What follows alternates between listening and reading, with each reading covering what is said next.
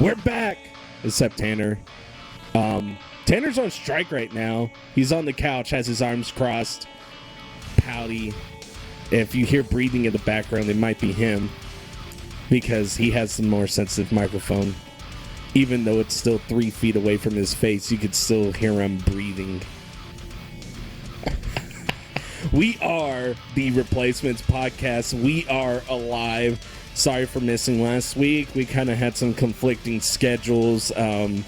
Some other problems, too. Just it got real busy between me and Tanner, or Tanner and I, for you English Nazis out there. But we're back, and we got a lot to talk about. I'm holding out, waiting for my $90 million pie. He's holding out. Somebody give him an Antonio Brown-sized diaper because we're going to be here for a long time, folks. So, we unfortunately missed the first week of college football. Oops. And I was excited to talk about the Miami-Florida game because I had said Miami was going to win, and that was their game to lose. Oops. Hey, I said Florida would win. Hey, I did say it was going to be a close game. It was a good game. It was a good game. Both teams are horrible, though. Oh, God. Who's the best team in Florida? UCF? Probably. Not USF. Not USF. Did you see them get destroyed last Friday by Wisconsin? Lane Kiffin out there? Poor Lane Kiffin. He's like, we want Bama. How you want Bama when you can't beat a little school the blind? I mean, come on, man. What you doing out there? Hey, I mean, watching Charlie Strong get stomped on by Wisconsin was the joy of my Friday night. Yeah. Mac Brown won the game. I saw that. I was totally rooting for South Carolina to win that. Yeah. I don't know. South Carolina, I don't want any coach that ever coached at UT. Right. Game. Right. Well, we're back, and speaking of School of the Blinds, Texas A&M beat the School of the Blind. I think everybody played a School of the Blind this week except for Oregon and Auburn. That game was really good too.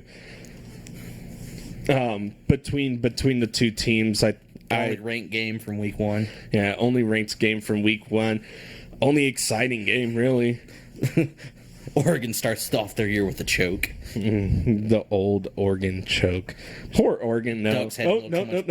No. The biggest choke is Florida State losing to Boise State. Oh, that was a good. That one. I was hoping it was going to be a good game, and I was watching the Nebraska South Alabama game. Yeah. That was almost a great game from South Alabama. Yeah. I only saw the first half, but they were keeping up with them, and I thought they were going to pull up the upset. Yeah. I kind of switching gears here, we'll talk a little bit quarterbacks here from this past weekend for college football. And there's a lot of good quarterbacks. There's a lot of stuff going on. Alan Bowman, man, like he's doing great. Okay, so 432 yards, and they really didn't show the offense anything. No. It was all check downs and short passes. Now here's my problem. It's his eyes. His eyes give away too much. I knew where he was throwing it before he was going. I don't know if that's him, not playing for almost more than the whole season and some change. It's been a minute. It's been a minute, and I understand. But you're a quarterback, and you need to realize that whenever you start playing Oklahoma, they don't play Texas, Oklahoma until the 28th. They've got a little time. UTEP's a little bit of a better team than Montana State. No, actually, they're not. Probably not. They're probably actually equal. The worst team in college football. That's not Division II. Yeah, they're like Division 129th. Well, out of 130. Well, Montana State's a FCS team. But they're also a top 20 FCS team. Yeah, it doesn't matter, though. You top 20 FCS, it's like getting a participation ribbon for running the Fat Man. Says the person who's always like, oh, but it's good exposure for these kids. It's their last chance, you. It is their last chance, you. Why are you bringing that up? Just to talk crap. That has nothing to do with anything, Tanner. FCS school. Yeah. This podcast is not going to go much better than last. No. Well, not last week, 2 weeks ago. I don't know. 2 weeks ago, we were kind of. It was dog days. It was true dog days. We were just sitting here and just BSing and everything, trying to come up with something. But now we have a lot to talk about. But Bowman threw, I mean, he was, 40 for 53, 2 touchdowns, 436. And, plus a rushing touchdown. Plus a rushing touchdown. So he did pretty good. Of course. You would hear the crime of the century for that game? What? I was standing in the concession line when Shine broke that 68-yard touchdown run.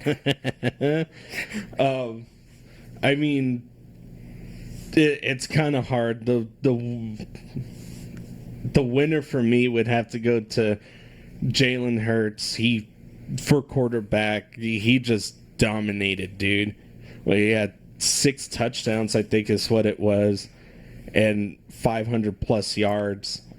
I was really hoping Houston was going to put up a better fight. Well, I mean, it's not a good look for Oklahoma. I mean, Houston's offense is pretty. I'm not going to put them in the super high elite category, but they can handle their own weight. You know, they can go into anywhere and put up some points, and that just goes to the quarterback that's there. He had a good passing game too. Well, he passed him yards. Yeah, he was the 19th rank for quarterback for passing yards. Bowman, of course, was first, and then Tua. I'm just going Tua. I can't. Tua Taco. He was 336, so he threw 4 more passing yards than. How did Texas quarterback do?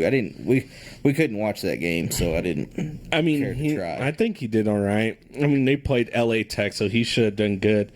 Sam Ehlinger was 276, 28 for 38, 4 touchdowns. But of course, that's against LA Tech, and they play LSU coming up, and that's an L. I mean, that's an L, but you know, looking at both teams, I mean, they're both yin and yang, man. They both have, you know, pros and cons are kind of on the opposite side, and who knows what's going to happen. I think they're both equally balanced teams. I mean, a win is a win in there, and honestly, whoever wins is going to win a big recruiting battle. So I follow a lot of the recruiting. I know you really don't, and trying to kind of giving it some perspective here.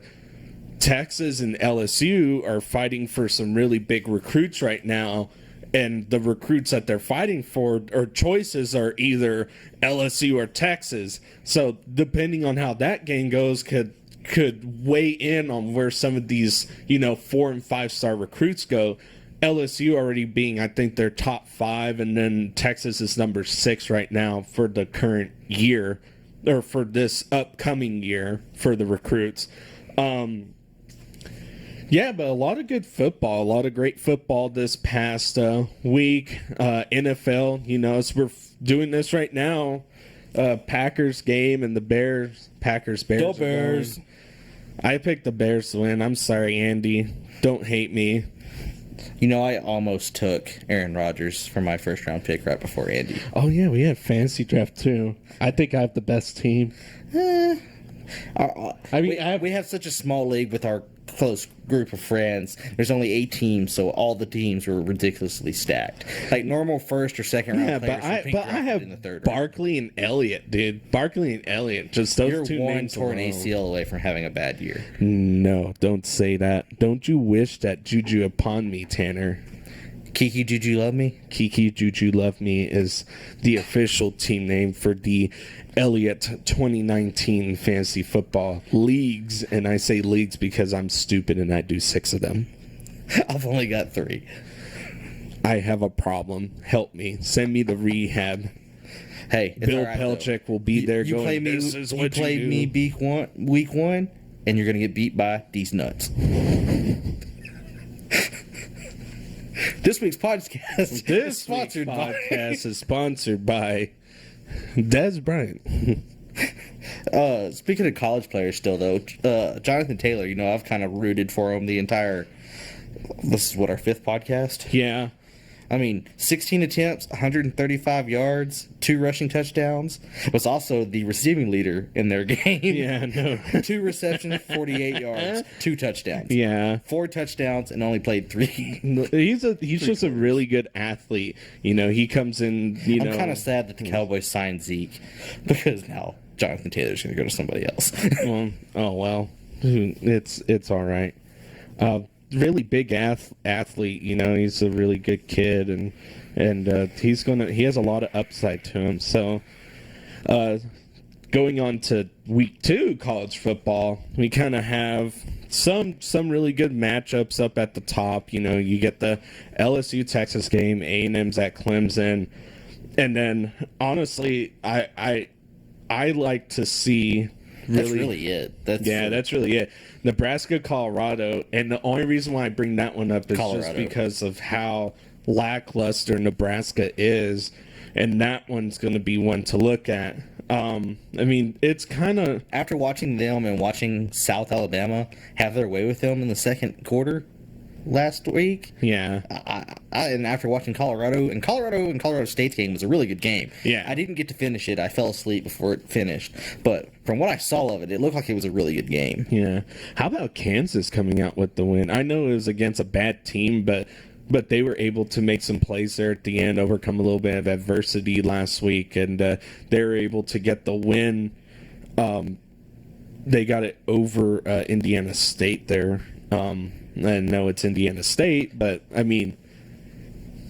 Auburn should not have jumped 6 places in the AP poll. I don't think so, but Oregon is the Pac-12 favorite. So that's the They literally swapped places. They were... Well, that's what happens when everybody else wins, and then it just kind of funnels down. I mean, the thing you got to look at is that Auburn beat a high-caliber Pac-12 team, and honestly, it's probably the best Pac-12 team between them and Washington. So now you run into the issue of Washington State's going to upset everybody. Yeah, Washington State's going to really upset everybody. I mean, Auburn went up 6 rankings. Florida dropped 3. Notre Dame went up 1. They should not have gone up. No, Notre Dame shouldn't have Louisville gone up at all. had that game if it wouldn't have been for that back-to-back fumble. Well, here's the thing. Louisville they've also had one of the worst offensive drives that I've seen them put out. And I've watched Louisville play for a while, and just how they handle the ball, how, since Lamar Jackson left, it just hasn't been the same. And I don't think it will be the same. I mean, they're rebuilding. They've got a new coach. They're rebuilding. They got a new coach, and it might end up getting better, but now you're going in and playing some tougher teams, and it's with recruiting battles, it's really hard. You're going to have a really good recruiter on your side for the school. So I don't think I've ever seen this before. 26 teams in the AP top 25. There is a tie for 25th place. Iowa State and Nebraska. I would say Nebraska. Iowa State dropped 4 spots. Nebraska dropped 1. And then 24 is Boise State. That's kind of weird. I guess they've got the same amount of votes. That's kind of freaky. I've never seen that. I didn't think that was possible. So, going down the Big 12 list, you kind of have UTEP, Texas, Bowling Green, Kansas State, West Virginia, Missouri, which that one could go either way. You got UTSA, Baylor, South Dakota, Oklahoma. So Central Carolina, Kansas, McNeese versus Oklahoma State, and then the LSU Texas game, which that's going to be the only interesting game. Bowman should be the pass leader again. The one thing, I don't think he'll play the full game this week. I don't think he would play the full game, but I would want him to, and it's just to kind of keep him going. Because, I bet you he only played. He played 3.5 quarters. Yeah, he'll probably play 3.5 quarters, then they'll pull him and then get the second person in there. I think the offensive line needs to have him in more often. Tech's offensive line play was pretty good. They're big, they're strong up front.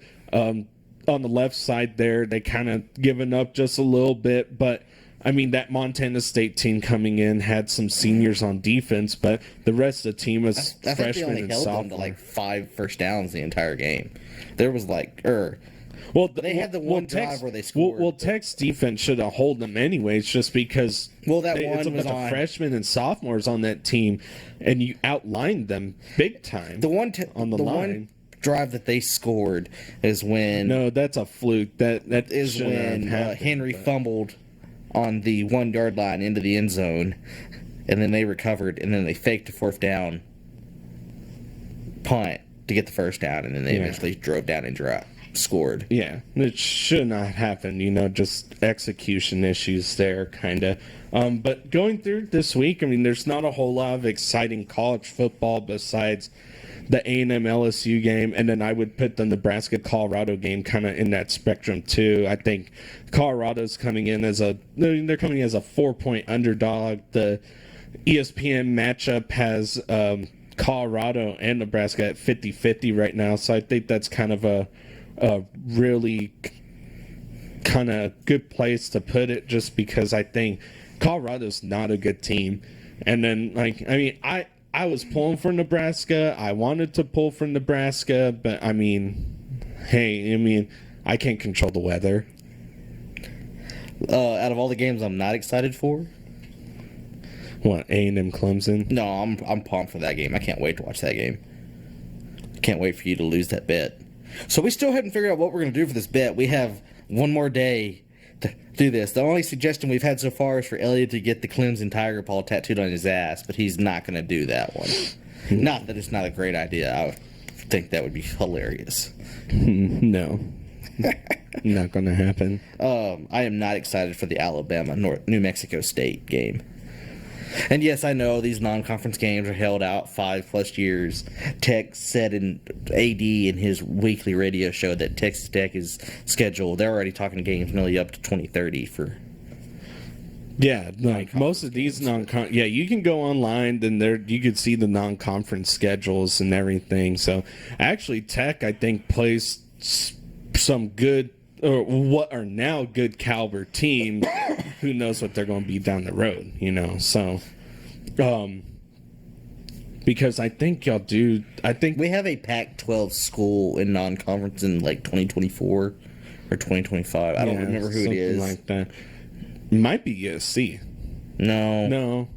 I want to say it was Oregon, but I don't want to say that either. I think it's something like that, of that nature. I don't want to say it was Oregon State. Only Oklahoma State plays. How did that game go last week? Did Oklahoma State win that game? No, Oklahoma State did win that game. They won that game. I think it was a close game, though. It was a close game.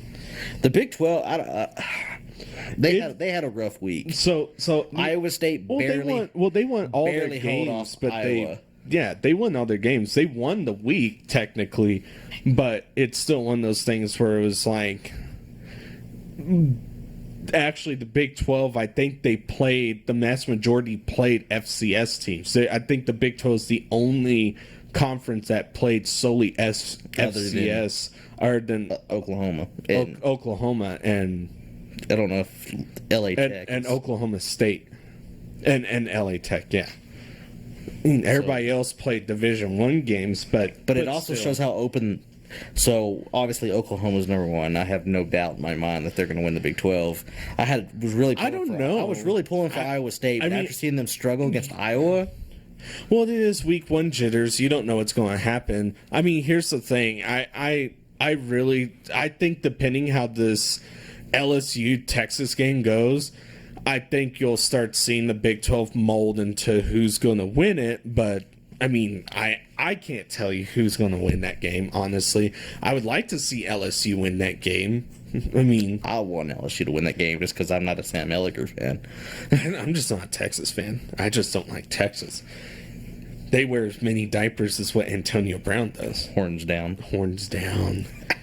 Ooh. But, I mean, other than that, nothing really going on. I mean, college football-wise, week 2, you get some, like, 2 or 3 top 25 matchups, and that's it.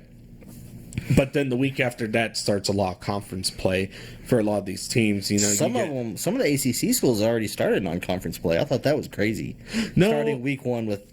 Yeah, well, I think a couple years ago the SEC did that too, and Pac-12 did that too. Where it was like week 2 was conference games, and I was like, whoa, this is weird. I mean, even week 3 still kind of. I mean, the SEC is king at having non-conference games in like week 10.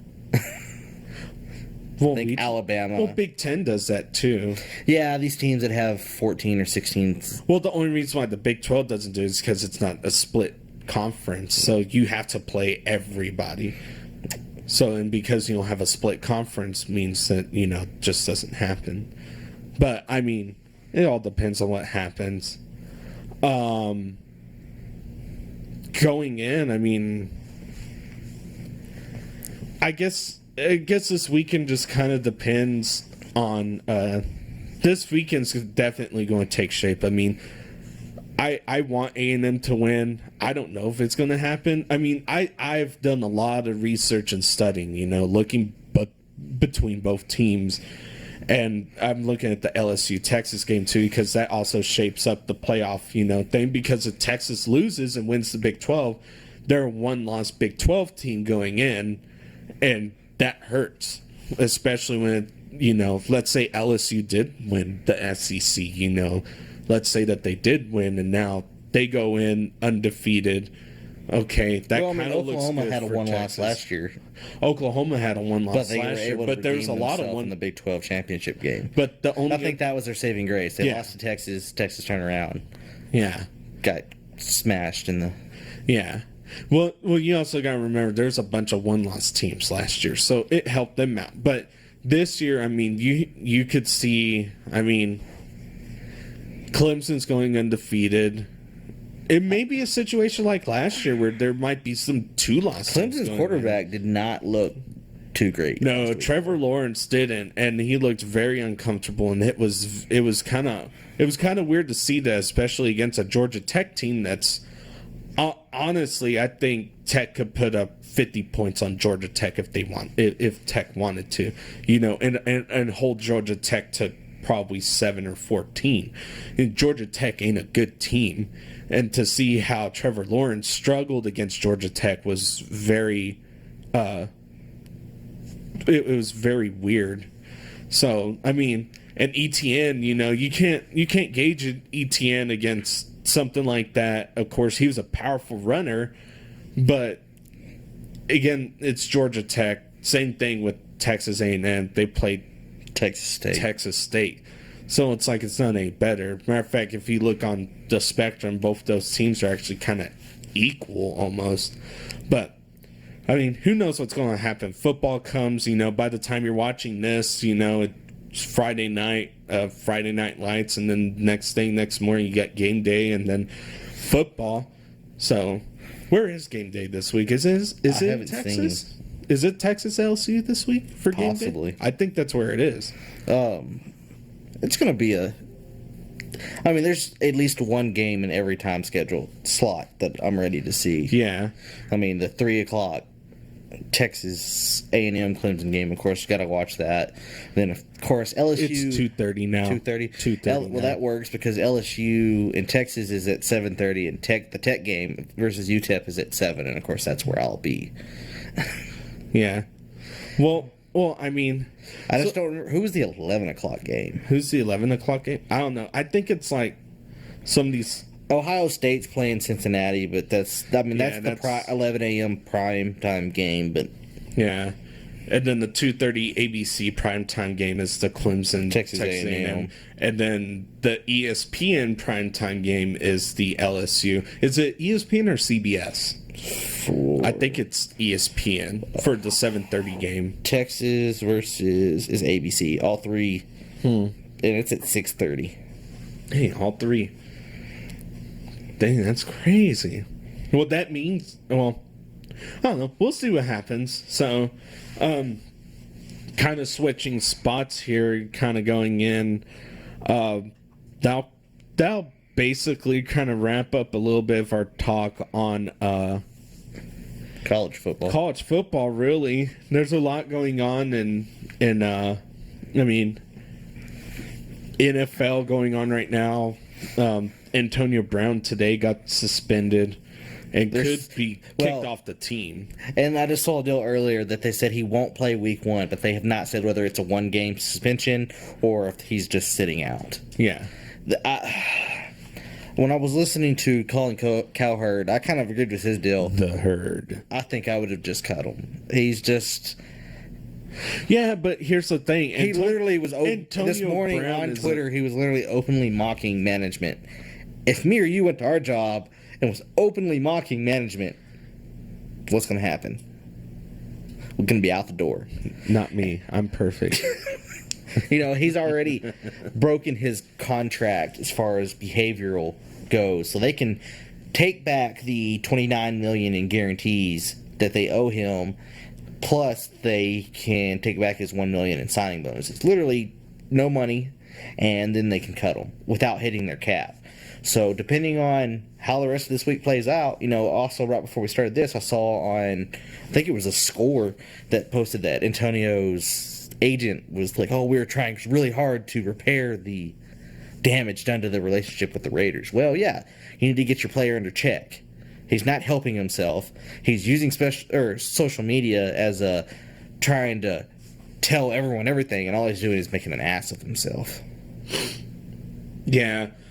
I mean, my thing is that here's the thing. Antonio Brown is the type of player where when you stick him on the field, he's good. And I can't see the Raiders getting rid of a high-caliber player like him because he is a high-caliber player. And it's the general manager himself who has said you're either all in or you're all out. Yeah. You keep missing for this, you keep missing for that. The whole thing that started the argument, we're assuming, it could be for the fines. He was already mad about the fines. But he was also complaining today on Twitter. He's like, oh, everyone paid to, talked about me for the free publicity all training camp about the helmet. Look who's got a helmet endorsement deal now. Guess who's making that money? And then 3 hours later is having to be held back by teammates, threatening to punch the GM in the face, and then punting a football at him, saying, "Fine me for that too." Well, I mean, the images that got leaked of what he got fined and everything. It didn't get leaked. He posted it on Twitter. He posted it. Yeah, I think that's unnecessary. But I mean, the other thing is that he's coming. So here's the thing: Antonio Brown's coming from a very, very hard and broken relationship at the Pittsburgh Steelers. Another thing that was said privately, someone who worked for the Steelers organization said that most of the public doesn't know half the stuff that they covered up for Antonio Brown as far as his behavior. So this may be nothing new. This is just the first time it's been public because the Raiders don't have the same thing as Pittsburgh. Pittsburgh doesn't like waves. They want it to be smooth sailing. The Raiders, they love the attitude, but this time they bit off more than they can chew. Well, just a little bit. But here's the thing. I mean, Antonio Brown, like I said, he's coming from the Pittsburgh Steelers, where it's already been a broken relationship. I think handling the situation needs to be a little different. I'm not the biggest fan for sitting here and tapping somebody on the back, going it's okay. But I think Antonio Brown is one of them situations where you have to go in and really look at the situation and go at it at a different approach. You need to treat players differently accordingly, and that's just an NFL thing. You go in and then it's like you have to treat Antonio Brown a certain way because then it's going to help him out. You can't. But is it not disrespectful? Is it not disrespectful to your teammates when you have to be babysit essentially and patted on the back? Well, he is the best player on the team. He is the best talent-wise, but he's not the most valuable player. He's not the most valuable. The most valuable player is Derek Carr. Well, yeah. But he's the quarterback. Every quarterback's more valuable, but here's the thing. He's what is going to help the Raiders. He hasn't even been with the team, though. He's practiced, twice? No, but that's the thing, though. Hard Knocks, he was never there. When Pittsburgh wasn't playing, Juju stepped up, but who's going to step up for the Oakland Raiders? They've got receivers. Hey, not good receivers. Every sport is a next man up. That's what it's got to be. But that's not the Oakland Raiders. We're in the second year of John Gruden's contract with the Raiders. It's early. He doesn't have to have the star team this year. But it's demanded. It's demanded. So, you go out and you get Antonio Brown. You get Antonio Brown for whatever it is. Next to nothing because Pittsburgh is sick of him. They want one out. So you get him for practically a steal. He does have some issues. He comes in. But the thing is that I think that there's already headbutting at the front office between Antonio Brown and the front office. And here's the thing. You cannot go about it that way. With a player like Antonio Brown, you're going to have to sit one-on-one with him, repair that relationship, and that's on both ends of the story. Well, we saw how one-on-one went today. One-on-one, yeah. But, here's the thing. John Gruden's just very cutthroat, and he doesn't need to be cutthroat. No, it's not even John Gruden. John Gruden's playing the good cop. Oh, I'm happy with this guy. I want him on the team. I want this. But he's the one who has to be in the locker room with the mountain every day. General manager doesn't have to put up with that crap. General manager just tell him, you're either in or you're out. We're paying you. Either be here or don't be here. You can't be cutthroat like that with Antonio Brown. Well, I mean, what makes him so special? I understand, yeah, he's one of the top receivers and da-da-da-da-da, but... Well, the thing is that when you're constantly causing issues... When he's on the field, he's the best player on the field. He froze his feet by not doing something right. Probably was told to wear shoes. I mean, we don't know that, but I would assume going to a health deal, if you're doing therapy, there's typically someone there to say, hey, do this. Hey, you need to put some shoes on. Then he goes and he gets the helmet grievance. He's not going to win, but it keeps his name in the news. It keeps Fox and ESPN. That's all we've heard for the last 5 weeks is Dak, Melvin Gordon, and AB. That's all it's been. I mean, shit, our last 5 podcasts, that's all it's been about. Yeah. Well, I mean, AB and Dak. Or Dak, AB and Zeke. and Dak sprinkled on top. And with a little bit of Dak. But that's what I'm saying. That's all we've done. That's all we've talked about. And here we go. We're week 1. We are 2-3 days away from, game's on right now. Game's on right now. Green Bay which current score is Green Bay 7, Chicago 3 with 5:29 left in the third quarter. Come on, Aaron Jones. You're killing me. We're pausing. We're going to watch this real quick. Ooh, That's pretty. a good catch. That's a 25-yard pass right there. I don't know. Montgomery. Hey, did I sit him? I think you did. I think I did. You have no in our league. You did. But either way, back to the podcast. I don't have him. Jordan has him. My point is, now he's not playing week 1. Whether it's the suspension from the Browns or it's just the fact the Browns. The Browns. I had the Browns on the brain a lot lately too. Whether it's the Raiders actually suspending him or him just saying, "I'll just sit out." I mean, football. It's not the NBA. So NBA is star players. I know, but I'm taking a different stance here. I'm taking a different stance. I'm saying that Antonio Brown needs to be handled differently, and you have to How do old it is because Antonio Brown? I don't know. He's at least 25, 26. 25, I mean, I don't know his exact age. All I'm saying is he's a grown man. Yeah, but you have He's to getting handle paid it. $30 million to play football this year. But you need to handle the situation a little bit differently because the fans are demanding success now, and Antonio Brown is your key to that success. Antonio Brown is the key to your success. They've got 1 year left in Oakland before they move to Vegas. Even their stadium in Vegas is a small stadium. They said it only holds like 80,000 people. That's 20,000 more people than the Jones in downtown Lubbock. That's not a very big stadium, especially when you look at like Jerry's World or the Atlanta. Well, it depends on Falcons what or what time you Minnesota. are at the Jones, because if it's halftime, you got like 5,000 people in there. No offense, Tech fans. Hey, it was hot. I usually don't walk. You don't out. want It to go was down hot. this road. Hey, You don't want to go down this road. I said at 2 games last year, Texas and Oklahoma, where it was 41 or lower degrees, and I sat there the entire game. But I hate to tell you, I don't mind them little freezing cold. You can be prepared. But if you start stripping at the Jones, you're not going to you're not going to see the game anyways because they're going to take your ass to jail. What about in Arizona where it's like 110 outside and these people are sitting out watching Arizona State play? Ooh. They stay for the game. Ooh. What do you got to say? And even at that, it was Tanner's going on 38 strike to again. 7. Tanner's going on strike again here in Yeah, a second. I'm on strike. Well, This one's already been demonetized. So. this one's already been demonetized, so it's all right. We're the demonetized twins here. It's okay. So, where are you drinking? Guinness Blonde. Guinness Blonde. What does it taste like? Hold on. It smells good. I like it. I like it. Out of Guinness beer, I mean, it's kind of switching gears just a little bit, but we got back to where we start drinking here in this podcast. I only drink a beer, and we're drinking a different beer every podcast. So it's been, I don't know. This is my first time having the blonde. I'm typically a dark Guinness fan. I kind of like the darker coffee. The only time I have a dark Guinness is if it's an Irish car bomb, and we're not going to go down those stories.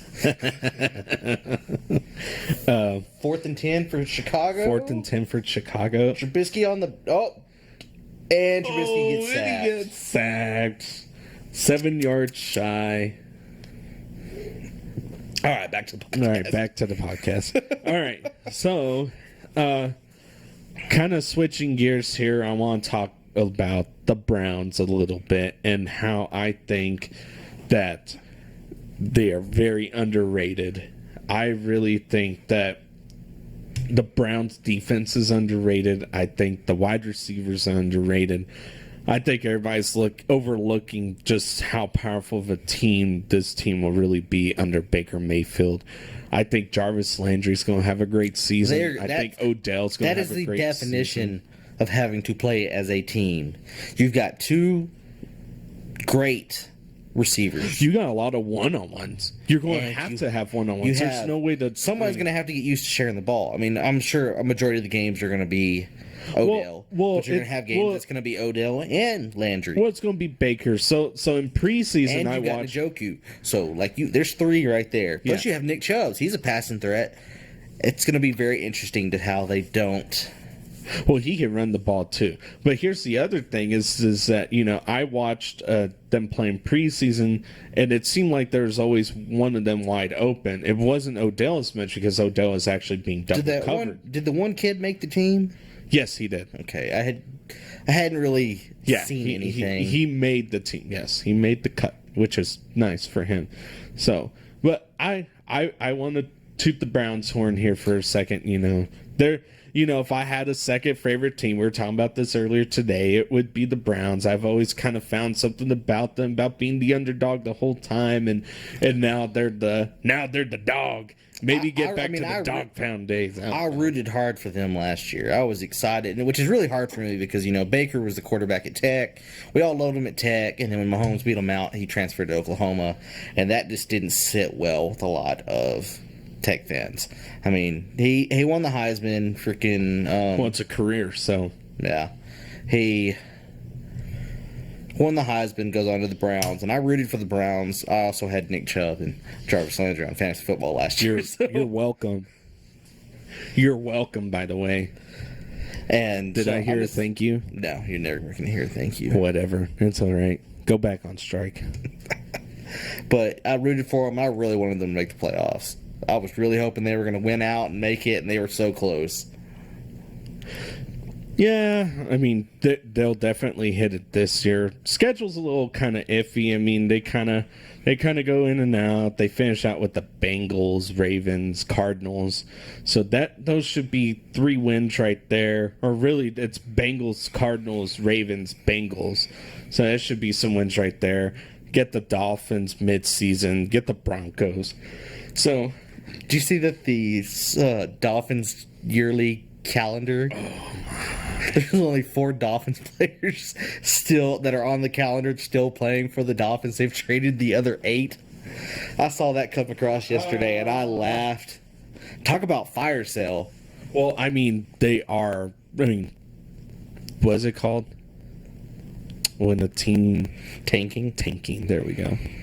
They say they're not tanking, but they're tanking. No, they are tanking. And it's hard to be a Miami fan. I know a couple Miami fans. I talk to them about. They go, it's not fun right now because they know that Miami is tanking. And, I mean, I rooted for them last year too. I mean, it worked for the Browns. I rooted for them last year too, just because they had Danny Amendola, Red Raider receiver, and they also had Jakeem Grant, the fastest man alive. But no. Kind of switching gears again. NFL's kind of wide open. Zeke signs a deal, which kind of now 6-year, $90 million extension, which really means 3-year, $50 guaranteed, and probably after 3 years, you'll see him either renegotiated or traded.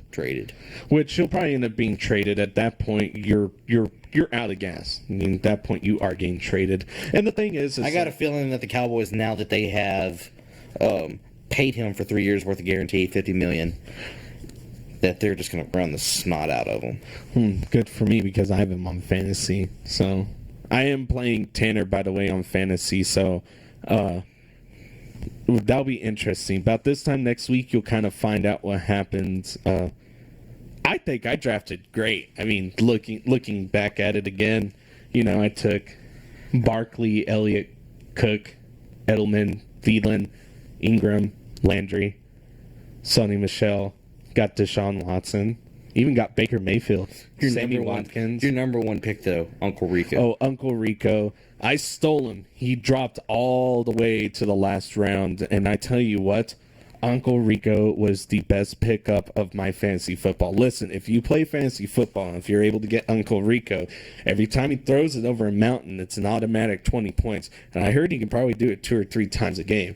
How many quarterbacks do you know get at least 50 points a game? I mean, tell me, prove me wrong. Come on.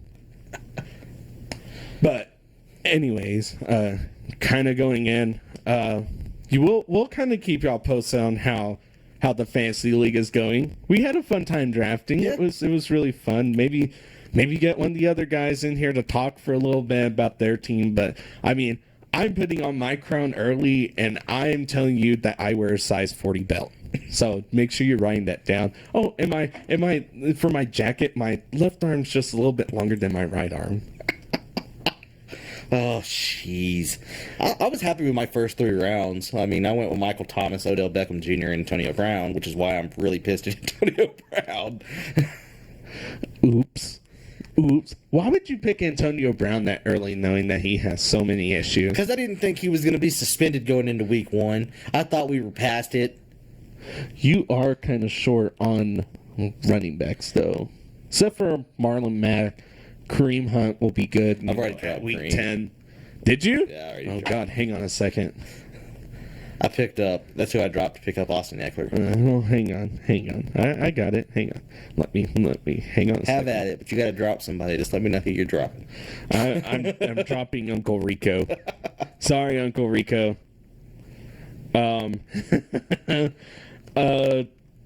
You're actually winning right now, 5-0. Well, I mean, for the way our league is set up, 5-0 is pretty crappy. Yeah. Well, it's your flex. It is Aaron Jones, and he's not. It was supposed to be Antonio Brown. What's the score now? 7-3. 7-3 still.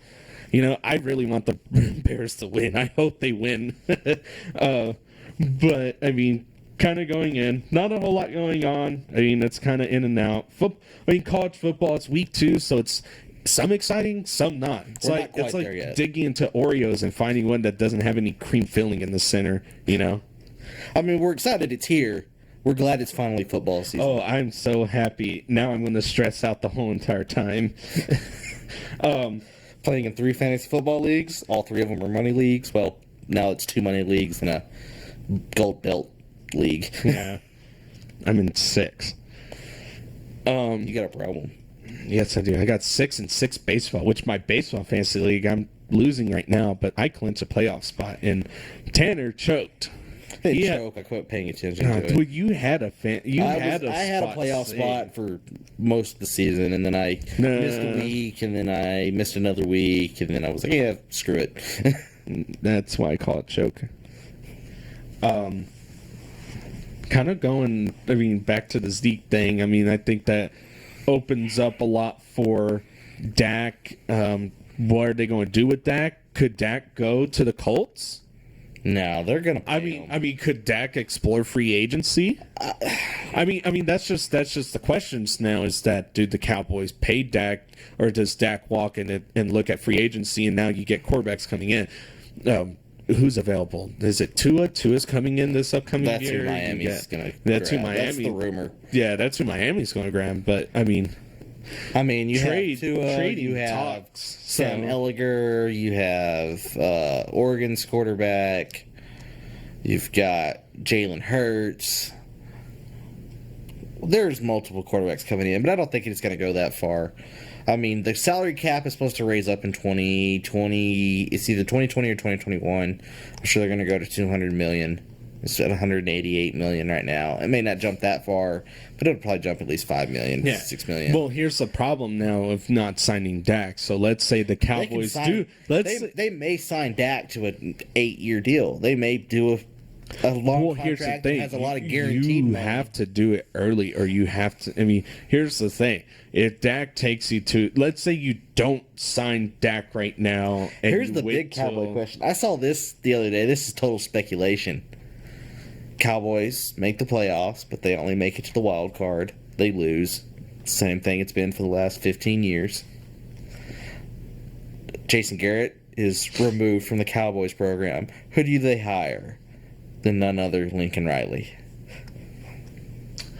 Ooh. That is a possibility, sir. You have one of the best quarterback developers as a coach. Yeah, I mean, because it's all speculation. Well, here's the thing: I hate the hate that Dak Prescott gets, because let me tell you something: Dak Prescott's not supposed to be playing right now. It's supposed to be still sitting behind Tony He's Romo. supposed to be still sitting behind Tony Romo, but guess what? You know, he's out there. He's trying to make the best of it. He's still technically young. I mean, he's one of the more 24, 25. Yeah, 25. He's one of the more developed quarterbacks coming into the league, but still, you were thrown in there by the Cowboys, and then you were asked to perform for America's team in front of a very hardcore fan base, and it's a lot of pressure. And it's on the most hated on team. And it's the most hated on team. So, you know, you're put under a microscope immediately, you know, and you're not supposed to be playing right now. You're supposed to be behind Tony Romo. You're supposed to be in development, but now you skip the whole development stage and you're being asked to start. But I mean, next man up, yes, but at that, I think this is where it kind of comes into effect of like, I think that's still he's right. He's risen to the occasion. I mean, he's been a great quarterback. On paper, he's done good. Now, He's in the top 5 quarterbacks. yeah, but in the eye test, you know, people just don't see what they see, what we see on. But paper. They hated Tony Romo. Cowboys. I love Tony Romo. They've hated every love Tony quarterback Romo, but I like Troy Dak Aikman. Prescott. Yeah, Cowboys fan haven't been happy with the quarterback since Troy Aikman. I can remember Troy Aikman. I remember Drew Bledsoe, and then I remember Tony Romo. I don't remember who was in between Aikman and Bledsoe. You got me there. There's Aikman retired in 98, 99. Bledsoe came in 02 after getting beat out by Brady. Yeah, There's a few years gap. full few years gap. Yeah, but I mean, we'll see what happens. I think the Cowboys would do good. But back to like the discussion. Let's say the Cowboys do make, you know, let's say they go to the Super Bowl. You know, they go to the Super Bowl, they win or lose, or And that's what's expected every year. Yeah, but here's the thing. You get there. Now Dak wants more money. That's what he's doing. He's betting on himself. He turned down $30 million this year because he wants 40. Yeah. So, But he picked the worst division to bet on himself. well, I mean, you have Elliott, and that's all you need. I mean, he's going to create space for that team. And now that you have Gallup and Amari Cooper, and, you know, you have a reliable Jason Witten, you know, Randall Cobb, you know, you have some really solid receivers, and you have a very scary defense.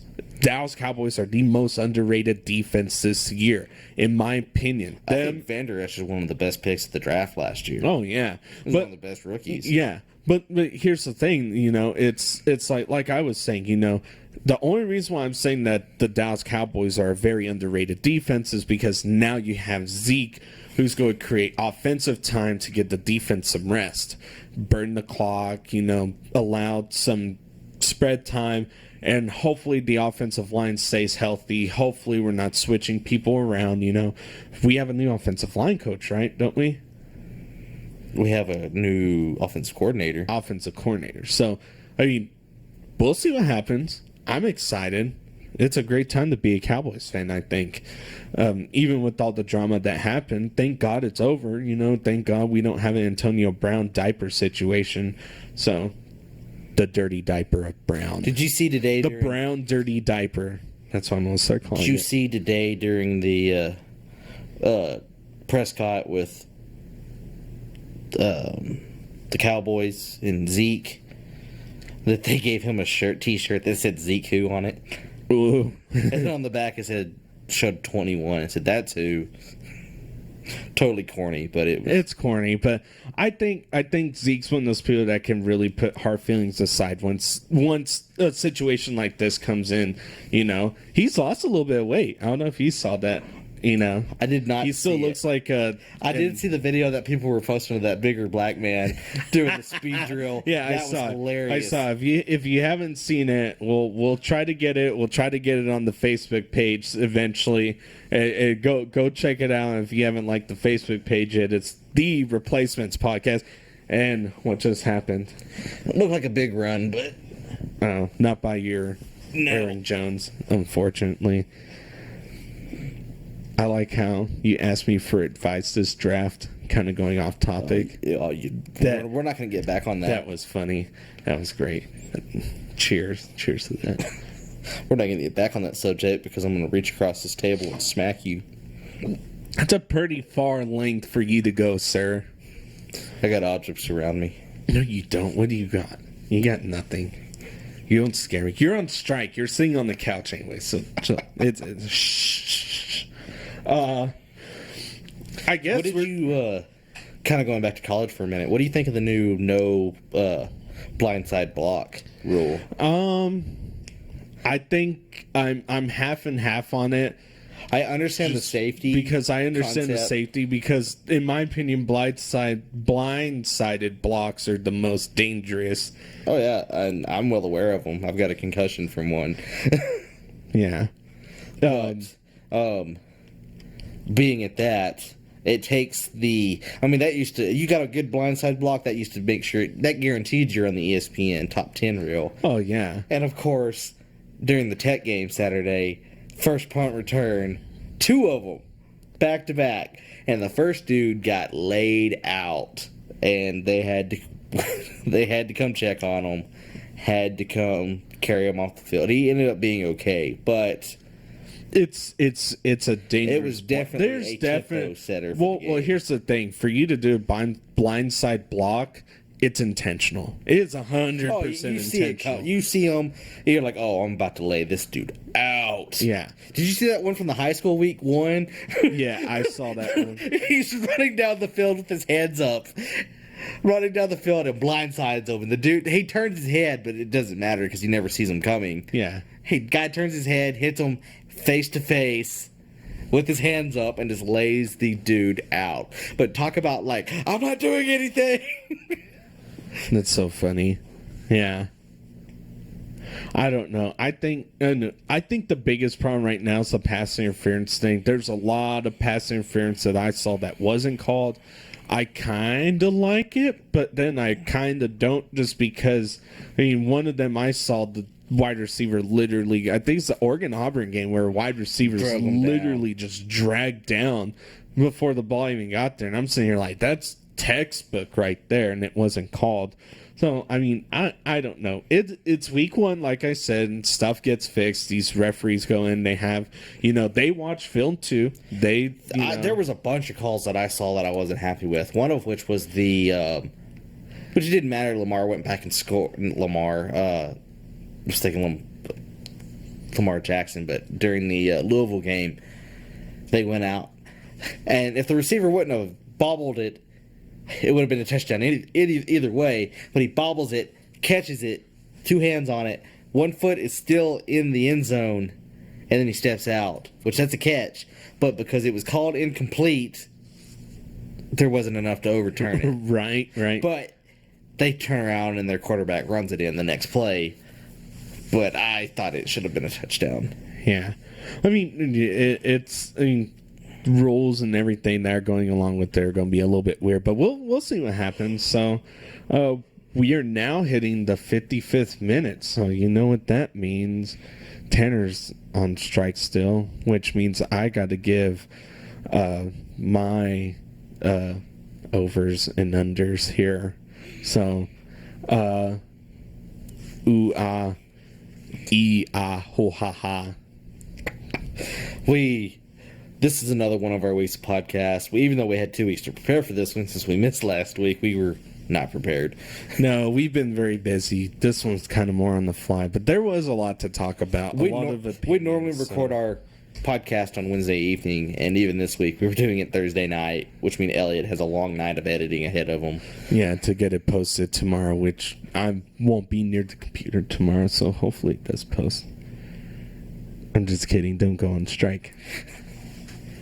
But kind of going in here, so over and unders, I'm going to throw you some weird ones here. So New York is at 92-49 right now in the season, and Houston is 90-50.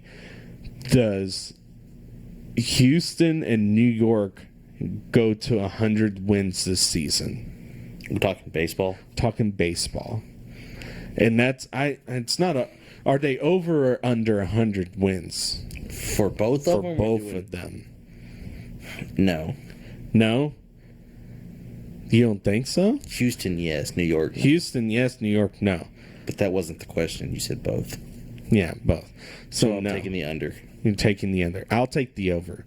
I think New York hits it easily. I think Houston will hit it easily. Verlander keeps throwing no hitters. No joke. Third one this season. It was just crazy. And was ejected last week. No joke. So Texas is currently 69-73. We still have a month of baseball left. And do we finish 500 over or under? Over. They're going to finish right at 500. You think? I think it's under. They have a hard finish. They play the Yankees twice in a series. Well, I mean, they blew the Yankees out game one, Yeah. 10-1. Yeah. And turned around and got blown out game two. And- so it's... Yeah. They either show up or they don't. I mean, I'm happy with them this year people were getting mad at me because they were like, and we've even talked about this on this podcast. I think we've talked about them going 500 or over 500, and they had a chance to at the beginning of August kind of still make the wild card. But Oh, not anymore. God, I did want to not talk want that to about. happen. I don't even want to talk about. The last thing Yeah. I wanted was going into the trade deadline with a glimmer of hope and them trading off prospects. This is the first year that we haven't done that. Which I'm happy because we got some really good prospects.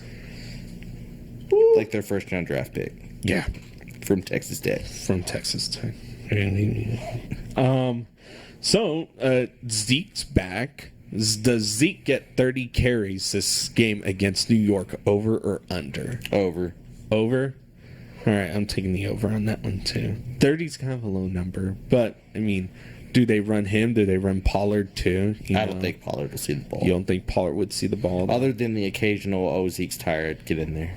And they may still not be Pollard. It may be Alfred Morris, Alfred Morris, who is more familiar with the offense. Yeah. Kind of going into Alec Bowman here. Does he go 500 yards again, over or under against UTEP? Oh, I think he's definitely going to throw 500 yards. I think he goes under. I think he gets pulled early from the game. Now, He was pulled over and only threw 423 last. Yeah. But I think they're going to give him a little bit more leash. this week. Yeah, I don't know. He didn't really have much of the deep ball going. No, for him, there was though. almost He no deep ball Played a throws. lot of Tom Brady. It was football, check down, look deep, check down, either throw to your second option or your third option. Either that or they threw a lot of screen passes. I love Texas Tech tempo for the first three possessions, though. I mean, we're used to Texas Tech being fast football. It's air raid. You're supposed to move fast to the line, but it was so fast. There was a few times like, oh, I've got a second to look at my watch or get a drink or anything, and they'd already started in the next play. It was just... Yeah. Well, I mean, that's Tech. They're one of the fastest offenses in the nation. So, And from what Coach Yotes has said... Coach Hippie. Yeah, long blonde hair. Such a cool dude. I'm not a Tech fan, but that's a cool cat. He said that they're not running near as fast as they want to run. No. So... No, not as fast as what he wants to run. So here we go. The Texas LSU game. Switching gears here. So Texas is predicted at 20% chance on the ESPN matchup predictor to win this game. Now, let's say, does Texas cover or win? You know, they're 6.5 underdog at home. Does Texas cover that? over, under? Ooh. I don't know. I see you thinking. Well, I'm trying to figure out the whole Vegas odd thing. I'm not real good at that. Well, I did a prediction on them. I said that LSU won 31-28. No. It's either 31-28 or 30... that was 35-28. No, it was a 3-point game. Was it a 3-point game? Was it 30-28? No, it was either 31-28 or it was 31-34. It was a... So you have Texas beating the spread on that one. So, yeah, then Okay. over. I am going to go with LSU blowing Texas out. And to me, a blowout is you take... So, in my terminology and kind of what the Are we internet... talking going home at halftime blowout? No, we're talking about it kind of gets late and the fourth quarter kind of gets out of hand, sort of blowout. I think we see some special teams trouble from Texas. Sam Ellinger didn't really look too good. Foot-wise, of course, yes, but passing-wise, no. So Sam Ellinger did pretty okay, and I think LSU, being the very dominant defense that they are, it's early in the season. They're fresh, and they're ready to go. You kept to sit out some players last game, get some other players in, and now you play Texas, who's going to be a really strong team. But LSU's defense is just going to rise to the occasion. And to me, a blowout is you take half the score minus 7. And then to me, that's a blowout. So if LSU wins 21-0, it's a blowout to me. Or no, it had to be 22-0 at that point. That'd be a blowout to me. But I take LSU by like 2 or 3 possessions. I think it kind of gets away at the end. I think Texas gets tired because other than the star players that they do have, the rest of the bench is very young and they don't have a lot of playing time, a lot of experience. And LSU is just one of those teams that just kind of reloads defensively every year, kind of has some questions on the ball side, but with Burrow throwing...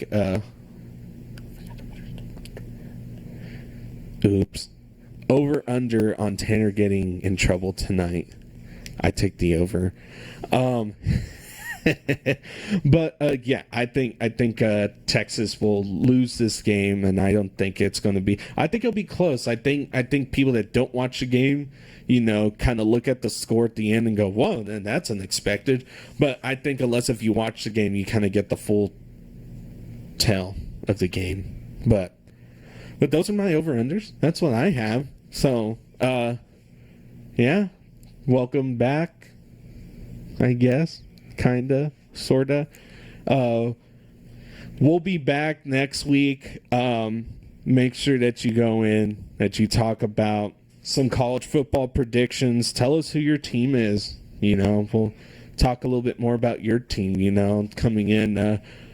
Our comment section has been kind of drier than the dry sponge that's sat on a sink for about a week or two. So, but come in, talk about your team, and we'll bring them up more, and we'll do a little bit more research on them. I kind of stick with a lot of college football, so I kind of watch a lot of that. Tanner kind of keeps up with more NFL stuff than what I do. But like I said, we like to have fun with this. We really enjoy doing this, so we'd like to have a little bit more interaction, a little bit more. And if you have a beer recommendation for us, let us know in the comments a different beer or something. But don't forget to like, subscribe, and share the videos. The videos have been doing fairly well. We've been getting some views and everything all around. So hello from wherever you are, whether if it's across the world or here in the 806. So, but... we are the Replacements Podcast. Football's back. Elliott's king of the fantasy football. Keep dreaming. And Tanner is on strike. And the score to the game right now is 7-3 with a little bit less than 8 minutes in the fourth quarter. So if you're watching this Green Bay game, you haven't missed anything. I promise. So, but anyways, we'll be back next week, Friday, 6 p.m. We are the Replacements Podcast. I am the King Elliott, joined by Tanner, the real king. the real king on strike. Let us know what your fantasy football team was. But until we meet again, make sure that you get your headphones on. Make sure you comment. And remember, have a good weekend. I hope your team wins if you listened this far. But if you didn't, your team loses.